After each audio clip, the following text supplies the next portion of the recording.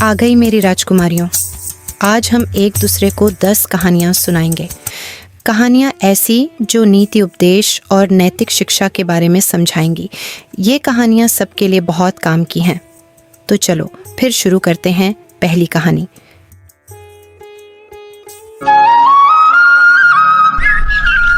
बहुत समय पहले की बात है। एक विशाल जंगल था।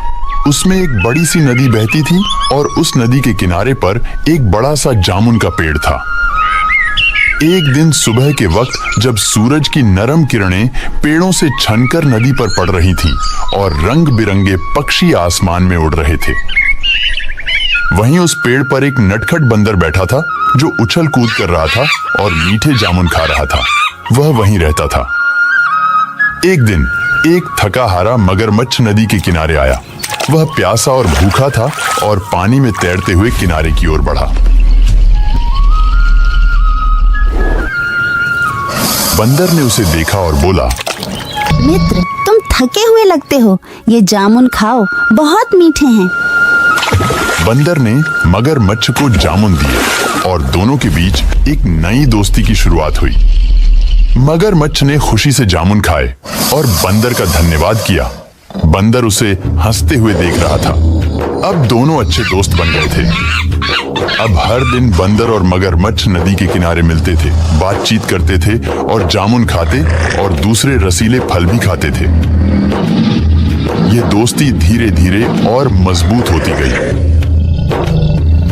एक दिन मगरमच्छ अपनी पत्नी के पास गया और उसने उसे बंदर के बारे में बताया। उसकी पत्नी बहुत चालाक थी।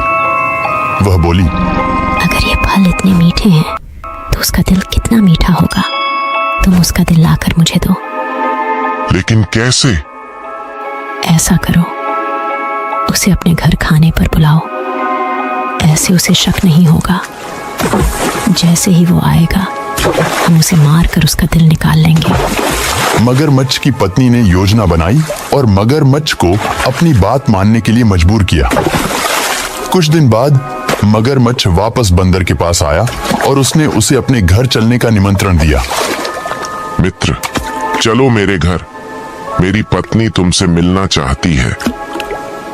मेरे घर पर तुम्हारी दावत है।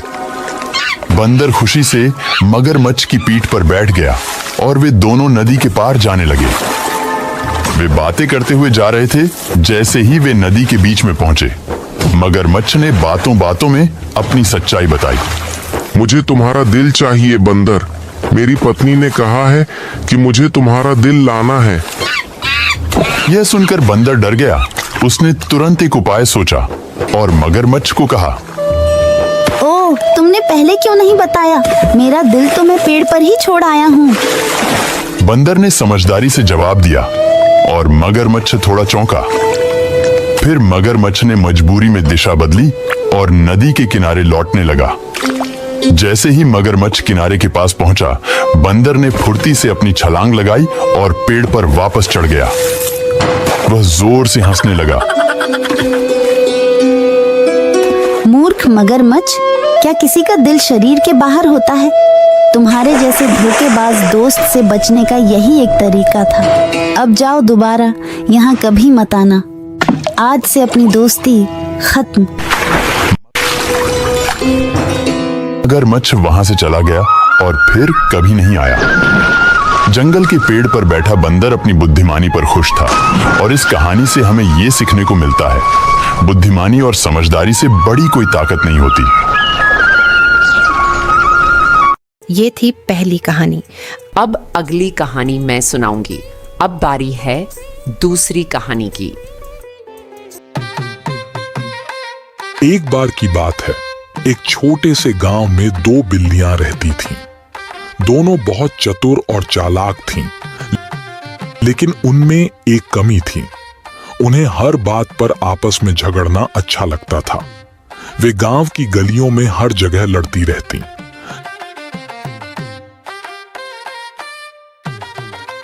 रुक, तुझे मैं बताती हूँ। तू मुझे पकड़ के तो दिखा। गांव के लोग और जानवर दोनों उनसे परेशान थे। अगर कोई उन्हें समझाने जाता तो वे उसे ही काटने दौड़ती। ये दूध मुझे पहले दिखा था तो मैं इसे पीऊंगी। मैं पहले पहुंची थी यहाँ तो मैं पीऊंगी। कभी दूध के लिए, कभी मछली के लिए, तो कभी खेलने के लिए। दोनों के बीच हर चीज में बहस हो जाती थी। एक दिन की बात है, गली में खेलते हुए एक बिल्ली को रोटी का टुकड़ा मिला। ये रोटी मुझे पहले दिखी थी, इसलिए ये मेरी है। नहीं। लेकिन दूसरी बिल्ली उसकी बात सुने बिना रोटी लेकर भाग गई और जंगल की ओर चली गई। वहां पहुंचते ही दोनों फिर झगड़ने लगी। मैंने इसे पहले सूंघा था तो ये मेरी हुई। क्या कहा? तू खाएगी? नहीं, ये मेरी है। हाँ। झगड़ते झगड़ते दोनों थक गईं, लेकिन कोई समझौता नहीं हुआ। तभी पास के पेड़ पर बैठा बंदर लप्पू उनकी बात सुन रहा था। वह बहुत चालाक और भूखा भी था। ओहो, इतना झगड़ क्यों रही हो मेरी प्यारी बिल्लियों? मैं न्यायप्रिय बंदर हूँ। चलो मैं तुम्हारी रोटी को बराबर बांट देता हूँ। चलो मैं तुम्हारी मदद कर देता हूँ। बिल्लियां तो खुश हो गईं। उन्होंने रोटी बंदर को दे दी। बंदर ने रोटी को बीच से तोड़ा। अरे, ये तो बड़ा हो गया। उसने बड़े हिस्से से थोड़ा सा काटकर खा लिया। अब ये बड़ा है। अब दूसरा हिस्सा बड़ा लगने लगा। ओहो। इस तरह वह एक एक टुकड़ा खाता गया। ओहो। बिल्लियां चुपचाप देखती रहीं। धीरे धीरे बंदर ने पूरी रोटी खा ली। अब बराबर हो गया और तेजी से पेड़ पर चढ़ गया। बिल्लियां समझ गईं कि उनके झगड़े का फायदा बंदर ने उठा लिया। तुम धोखेबाज हो। तुमने हमसे धोखा किया है। हमारी पूरी रोटी खा ली। तुम दोनों मूर्ख हो। बिना झगड़े भी इस रोटी को आधा आधा बांटकर खा सकती थी। वे बहुत पछताईं। हमें आपस में लड़ना नहीं चाहिए था। अगर हमने मिल बांटकर खा लिया होता तो हमारी रोटी बच जाती। उस दिन के बाद दोनों ने ठान लिया कि अब वे किसी चीज के लिए झगड़ा नहीं करेंगी। हाँ, हम आगे से ऐसे नहीं करेंगी। उन्होंने समझ लिया कि एकता और समझदारी से ही जीवन आसान होता है। शिक्षा, हमें आपस में झगड़ना नहीं चाहिए। मिल बांटकर रहना ही सबसे अच्छा होता है। अब बारी है तीसरी कहानी की। बहुत समय पहले की बात है। एक नगर के पास एक सुंदर मंदिर का निर्माण हो रहा था। मंदिर में लकड़ी का बहुत काम था, इसलिए वहां कई मजदूर लकड़ी के लट्ठे चीरने में लगे थे। जल्दी जल्दी करो, दोपहर के खाने का वक्त हो रहा है। चलो। रोज वे भारी भरकम लट्ठों को आरी से चीरते और अधचिरे लट्ठों में एक मजबूत लकड़ी का खूंटा फंसा देते ताकि दोबारा आरी लगाना आसान हो। अब खाना खाने चलते हैं। दोपहर में सभी मजदूर खाना खाने चले जाते। तब वहां 1 घंटा सन्नाटा छा जाता। एक दिन जब मजदूर चले गए तब जंगल से बंदरों का एक झुंड वहां आ गया। वे पेड़ों से कूदते फांदते बहुत उत्साहित थे। सब बंदर पेड़ों की ओर चले गए। बंदरों के सरदार ने सभी को चेतावनी दी, यह इंसानों की जगह है, कुछ मत छूना। लेकिन एक छोटा बंदर बहुत शरारती था। वह चुपचाप वहीं रुक गया। मैं तो यहीं रुकूंगा। वह बिना वजह चीजों से छेड़छाड़ करने का शौकीन था। उसकी नजर एक अधचिरे लट्ठे पर गई जिसमें बीच में लकड़ी का खूंटा फंसा था। बंदर को बड़ा कौतूहल हुआ। उसने सोचा, इस खूंटे को निकाल कर देखता हूँ कि इसमें क्या खास है। वह लट्ठे पर चढ़ गया और खूंटे को जोर लगाने लगा। खूंटा थोड़ा हिला तो बंदर बहुत खुश हुआ। वाह, लगता है काम बन जाएगा। अब वह और जोर से धक्का देने लगा। उसे यह नहीं पता चला कि धक्का मारते मारते उसकी पूंछ लट्ठे के 2 पार्टों के बीच आ गई है। जैसे ही उसने पूरा जोर लगाकर खूंटा बाहर निकाला, लट्ठे के दोनों फटे भाग धड़ाम से एक साथ जुड़ गए और बंदर की पूंछ बीच में बुरी तरह फंस गई। मैं तो फंस गया। कोई तो मदद करो मेरी। अब क्या करूं? मैं दोबारा ऐसे कभी नहीं करूंगा। अब वह पूंछ छुड़ाने के लिए इधर उधर भागा, लेकिन वह अटक गई थी। इतने में मजदूर लौट आए। उन्हें देखकर बंदर डर गया और पूंछ को जोर से खींचकर किसी तरह भागा, पर उसकी पूंछ कट गई। वह रोता चिल्लाता जंगल की ओर भाग गया। आज उसने सीखा कि बिना सोचे किसी चीज से छेड़छाड़ करना कितना नुकसानदायक हो सकता है। मुझे सरदार की बात पहले ही मान लेनी चाहिए थी, मेरी पूंछ भी बची जाती। इस कहानी से हमें शिक्षा मिलती है कि हमेशा बड़ों की बात माननी चाहिए और बिना समझे किसी चीज से छेड़छाड़ नहीं करनी चाहिए। ये तीसरी कहानी थी। अब बारी है चौथी कहानी की। बहुत समय पहले की बात है। एक घने जंगल के पास एक शांत और सुंदर तालाब था। उस तालाब में एक कछुआ रहता था। वह बहुत बातूनी था, इतना कि वह बिना बोले एक पल भी नहीं रह सकता था। तालाब के पास ही दो हंस भी रहते थे। वे दोनों बहुत समझदार और शांत स्वभाव के थे और कछुए के अच्छे मित्र बन गए थे। कैसे हो मित्र? मैं ठीक हूँ, तुम बताओ। हम उधर पहाड़ों की यात्रा करके आए हैं। अरे ये तो कुछ भी नहीं, मैं तो पूरे संसार की यात्रा करके आ चुका हूँ। तीनों रोज तालाब के किनारे मिलते, बातें करते और हंसी मजाक में समय बिताते। हंसों को कछुए की बातें सुनकर कभी कभी हंसी आती। ये कछुआ कितना बोलता है, और वो भी झूठ। हाँ, लेकिन इसका दिल साफ है और ये हमारा मित्र भी है, इसलिए जाने देते हैं। हंसों की कछुए के बारे में यही राय थी। एक बार वे कई दिनों तक नहीं आए। धीरे धीरे गर्मियों का मौसम आया और तालाब का पानी सूखने लगा। पेड़ सूखने लगे, पंछी उड़ने लगे और चारों तरफ धूल और गर्म हवा चलने लगी। सुना है तालाब का पानी सूखने लगा है। अगर पानी ऐसे ही सूखता गया तो कछुआ कैसे बचेगा? हाँ, हमें वहाँ उसकी मदद करने के लिए चलना चाहिए। कहीं दूसरी जगह ढूंढते हैं। और इस तरह दोनों हंस जगह ढूंढने लगे। तभी उन्हें एक झील दिखाई दी, जहां अभी भी बहुत पानी था और वातावरण हरा भरा था। यह जगह सही है, यहाँ पानी भी है और हरियाली भी। हम अपने मित्र कछुए को यहीं लेकर आते हैं। हाँ चलो। ये कहकर वे दोनों उड़कर कछुए के पास पहुंचे। मैंने तुम दोनों का बहुत इंतजार किया। यहाँ गर्मी से मेरी जान निकली जा रही है, पानी भी सूख गया है। मित्र, यहाँ अब रहना संभव नहीं रहेगा। चलो, हम तुम्हें अपने साथ वहाँ ले चलते हैं, जहाँ अभी भी पानी है। मैं उड़ नहीं सकता। तुम दोनों हंस हो, तुम उड़ जाओगे, लेकिन मैं यहाँ फंस जाऊंगा। हम एक उपाय करते हैं। हम एक लकड़ी की छड़ी लाते हैं। तुम उसे अपने हाथों से कसकर पकड़ लेना। हम दोनों हंस उस छड़ी के किनारे पकड़कर उड़ेंगे और तुम्हें लेकर वहां पहुंचा देंगे। ध्यान रखना मित्र, उड़ते समय कुछ भी मत बोलना, इससे तुम्हारा ध्यान भटक सकता है।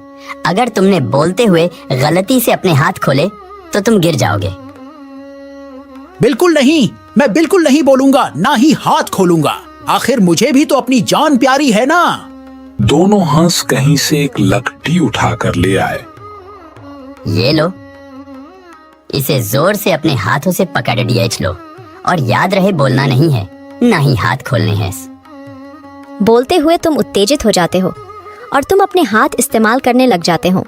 ऐसे में अगर तुम्हारा ध्यान हटा और तुमने उत्साह में मुंह खोला तो तुम गिर जाओगे। मैं ध्यान रखूंगा, लेकिन लकड़ी थोड़ी मोटी है। मैं थोड़ी पतली और लंबी लकड़ी खोज कर लाता हूँ। योजना के अनुसार कछुए ने उस पतली लकड़ी को बीच में कसकर पकड़ लिया और दोनों हंस उड़ने लगे। नीचे का दृश्य बड़ा सुंदर था।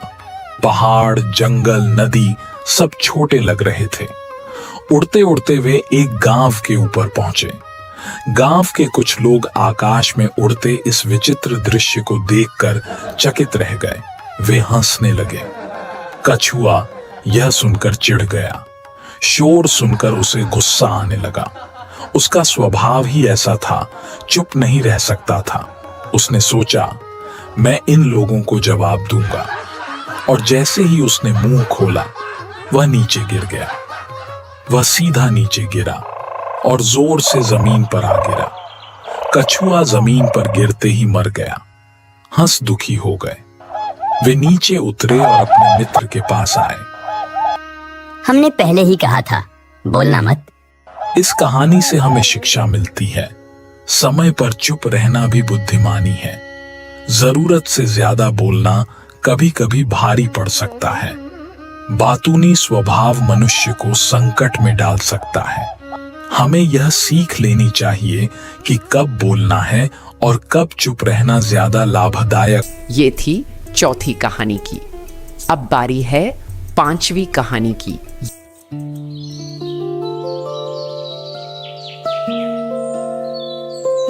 एक बार की बात है, एक घना सा जंगल होता था। उसमें रहता था एक सियार जो जंगल में अकेला घूमता रहता था।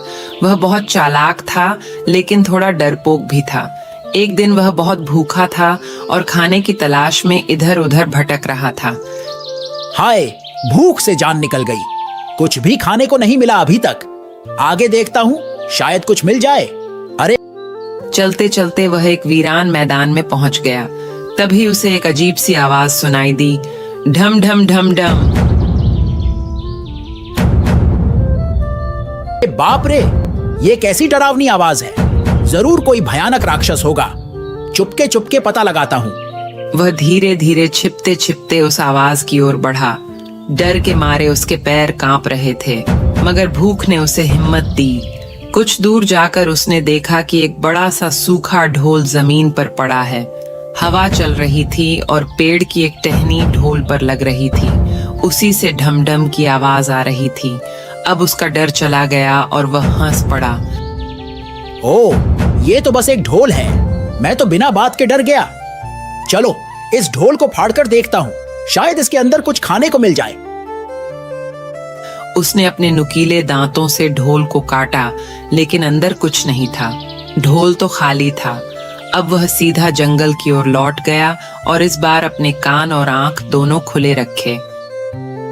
मैं बिना सोचे समझे डर गया और समय भी बर्बाद किया। अगर मैं शुरू से ही सोच समझ कर देखता तो यह ढोल मुझे डराता नहीं। मैं तो बेकार ही डर गया। और फिर से खाना खोजने लगा।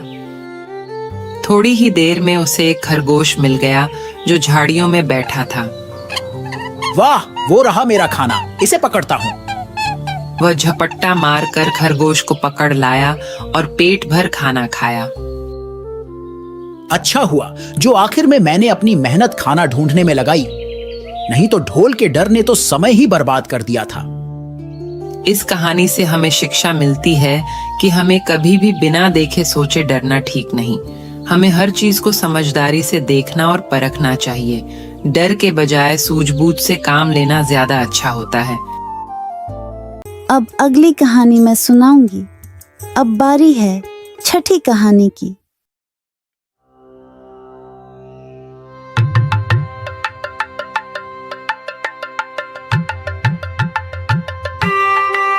गर्मियों की दोपहर थी।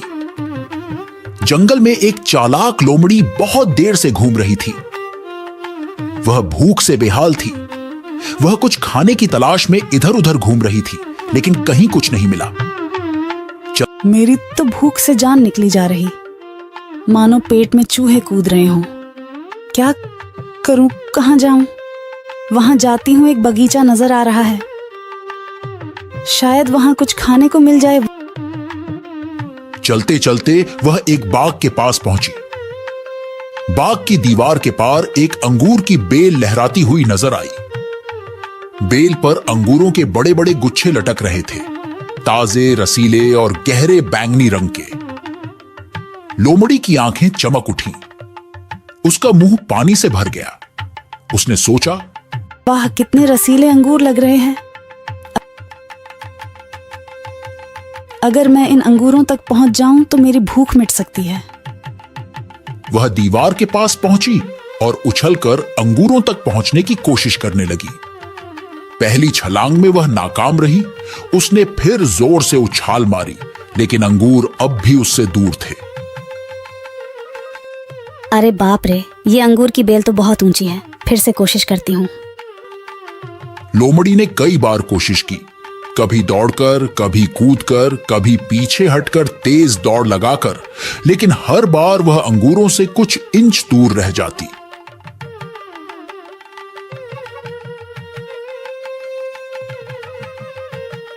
उसकी सांसें तेज चलने लगीं और पैर थककर कांपने लगे। अब वह जान गई कि वह इन अंगूरों तक नहीं पहुंच सकती। तभी उसने आसमान की ओर देखा और जोर से कहा, ये अंगूर तो वैसे भी खट्टे हैं, मुझे नहीं चाहिए। यह कहकर वह घमंड से सिर उठाए वहां से चली गई, जैसे उसे उन अंगूरों की कोई परवाह ही नहीं थी। लेकिन अंदर ही अंदर वह जानती थी कि उसने हार मान ली है। इस कहानी से हमें शिक्षा मिलती है जो चीज हमें नहीं मिलती।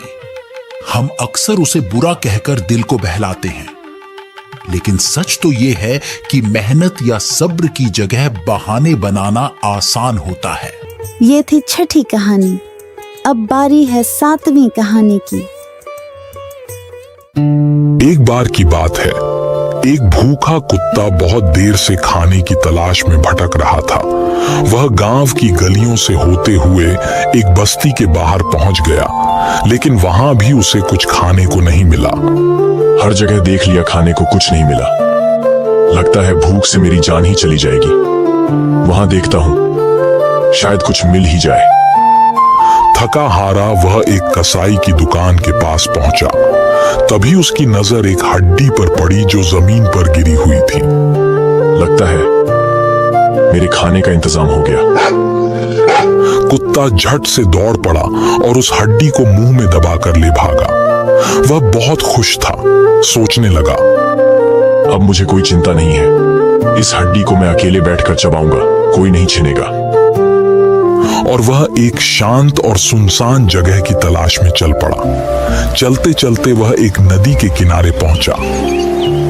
नदी पर एक संकरा पुल बना था जिससे उसे पार जाना था। जैसे ही वह पुल के बीच में पहुंचा, उसने नीचे बहती नदी में झांका। नदी में उसे अपनी परछाई दिखाई दी, लेकिन उसे लगा कि यह कोई दूसरा कुत्ता है और उसके मुंह में भी एक हड्डी है। कुत्ते की आंखें चमक उठी। उसने सोचा, अगर वह उसकी हड्डी भी ले ले तो उसके पास 2 हड्डी हो जाएंगी। लालच में आकर उसने जोर से भौंकने के लिए मुंह खोला और उसी पल उसकी अपनी हड्डी पानी में गिरकर बह गई। कुत्ता चौंक गया। वह नीचे देखने लगा, लेकिन अब वहां कुछ नहीं था, न हड्डी न दूसरा कुत्ता, बस पानी की लहरें। अरे ये क्या हुआ? कुत्ता और हड्डी कहां गए? लगता है मुझसे गलती हो गई। लालच के चक्कर में मेरी हड्डी भी पानी में बह गई। अब वह बहुत दुखी हुआ, बैठ गया और सोचने लगा, काश मैंने लालच न किया होता। इस कहानी से हमें शिक्षा मिलती है कि हमें कभी लालच नहीं करना चाहिए। लालच बुरी बला है। अब 8वीं कहानी सुनते हैं। बहुत समय पहले की बात है। एक घना जंगल था जिसमें छोटे बड़े कई जीव जंतु रहते थे। उन्हीं में से एक था मीकू नाम का एक चूहा। वह दिखने में तो छोटा था, लेकिन बहुत चालाक और निडर था। उसका यही गुण उसे दूसरों से अलग बनाता था। एक दिन मीकू जंगल की पगडंडी पर टहलते हुए कहीं जा रहा था। वह मस्ती में गुनगुना रहा था। तभी उसकी नजर एक रंग बिरंगे कपड़े के टुकड़े पर पड़ी। वह चौंका, फिर उत्साह से बोला, वाह, ये तो बढ़िया कपड़ा है। इसकी तो मैं अपने लिए टोपी बनवाऊंगा। मीकू ने वह कपड़ा उठाया और आगे बढ़ चला। कुछ ही देर में उसे एक बस्ती के पास एक दर्जी की दुकान दिखी। दर्जी अपने काम में व्यस्त था। तभी मीकू हिम्मत करके उसकी दुकान के पास गया और ऊंची आवाज में बोला, दर्जी भाई, इस कपड़े की मेरे लिए एक टोपी सी दो। अरे, ये कौन बोल रहा है? मैं चूहा मीकू, चलो अब मेरी टोपी सी दो। दर्जी पहले तो हंसा और बोला, तू तो बड़ा मजाकिया है, चल भाग यहाँ से वरना कैंची उठाकर मारूंगा। कोई इतने छोटे चूहे की भी टोपी सिलेगा भला? जा यहाँ से। क्या तू मुझे धमका रहा है? मैं कचहरी जाऊंगा, सिपाही को बुलाऊंगा, तुझे खूब पिटवाऊंगा और तमाशा देखूंगा। ये सुनते ही दर्जी डर गया। उसने सोचा, कौन मुसीबत मोल ले। ये चूहा छोटा जरूर है पर बड़ा ही तेवर वाला लगता है। बुरा मत मानो, एक काम करता हूँ, एक छोटी सी टोपी बना ही देता हूँ।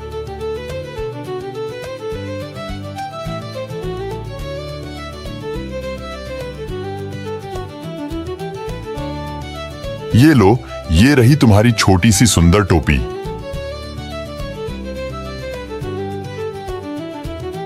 फिर वह मस्ती में आगे बढ़ा। कुछ ही दूर चलने के बाद उसे एक कशीदाकारी यानी कढ़ाई करने वाले की दुकान दिखी।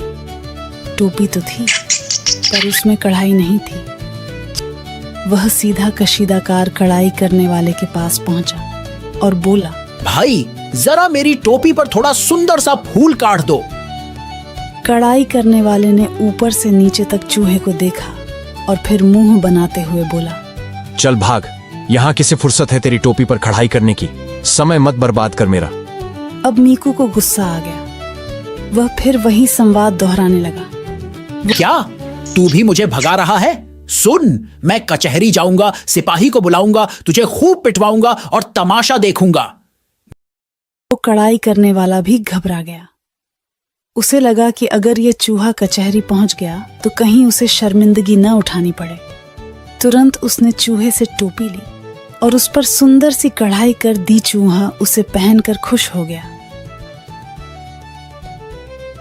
मेरे लिए एक और टोपी बनाना, एक लाल रंग की और एक नीले रंग की। नीली टोपी पर फूल, बेल की कढ़ाई करना। ठीक है, तुम ये लाल कपड़ा लेकर दर्जी से सिलने दे आओ, मैं तब तक नीली टोपी तैयार करता हूँ। मिल्कू गांव में चला गया। मीकू उसे पहनकर खुशी खुशी उछलता हुआ बोला, अब तो मैं सबसे समझदार चूहा बन गया। वह अपने रास्ते पर आगे बढ़ चला और हर किसी को अपनी टोपी दिखाता। सब उसकी चालाकी की तारीफ करते। वह न तो किसी से डरता था और न ही किसी को डराता था, बस हिम्मत और बुद्धि से काम लेता था। उसे उसकी नीली टोपी भी मिल गई, जिसे वो आईने में देखकर कहता है, वाह क्या लग रहा हूँ, ये टोपी तो खूब जच रही है। इस कहानी से हमें यह सीख मिलती है कि आकार से नहीं, बुद्धि और आत्मविश्वास से कोई बड़ा या छोटा होता है। कभी भी किसी को कमजोर या छोटा समझकर उसकी अवहेलना नहीं करनी चाहिए। ये थी 8वीं कहानी। अब मेरी बारी। ये है 9वीं कहानी। एक समय की बात है, गर्मी का मौसम था। धरती सूखी हुई थी, नदियां और तालाब सूख चुके थे। जानवरों को पानी की बहुत कमी हो गई थी। ऐसे ही एक दिन एक कौवा बहुत प्यासा था। वह आसमान में उड़ता रहा, इधर उधर भटकता रहा, लेकिन कहीं भी पानी नहीं मिला। लगता है आज तो प्यास से मेरी जान ही निकल जाएगी। कहीं भी पानी नजर नहीं आ रहा है। कई जगहों पर उसने झांक कर देखा, लेकिन हर बार उसे निराशा ही हाथ लगी। वह बहुत थक गया था और उसकी प्यास बढ़ती ही जा रही थी। तभी उसे एक बगीचे के पास एक घड़ा दिखाई दिया। वहां देखता हूँ, कुछ हरियाली नजर आ रही है, शायद पानी भी मिल जाए। उसकी आंखों में चमक आ गई। वह जल्दी से घड़े के पास गया। कौवे ने घड़े के अंदर झांक कर देखा। ये क्या, इसमें तो पानी बहुत कम है। अब मैं इससे कैसे प्यास बुझाऊंगा?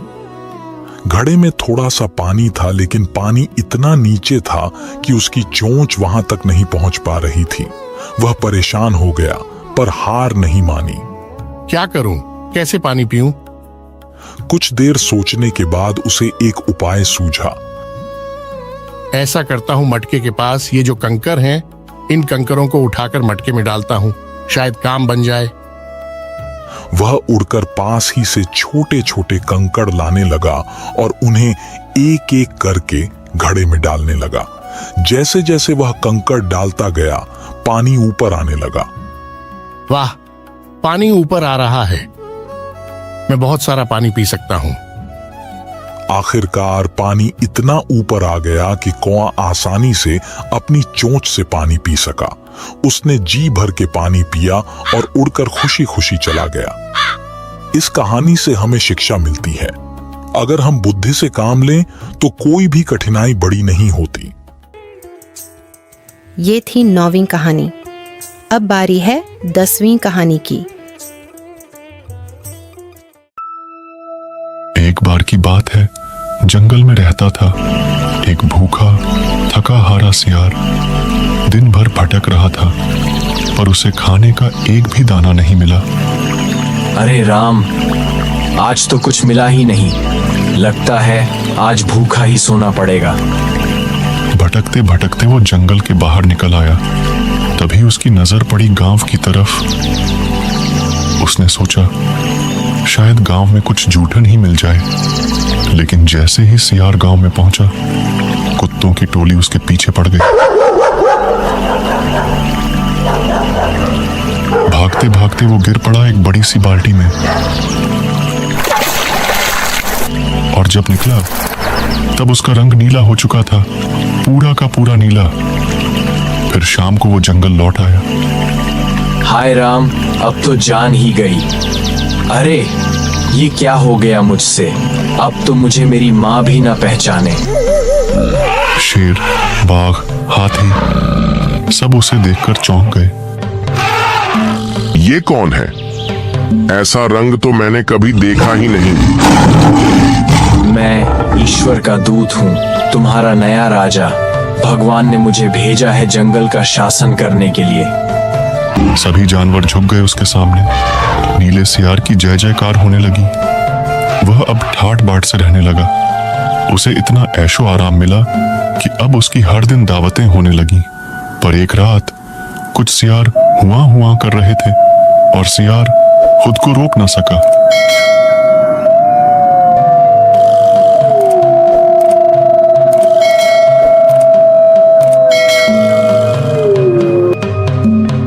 धोखेबाज, तू तो हमारा ही सियार निकला।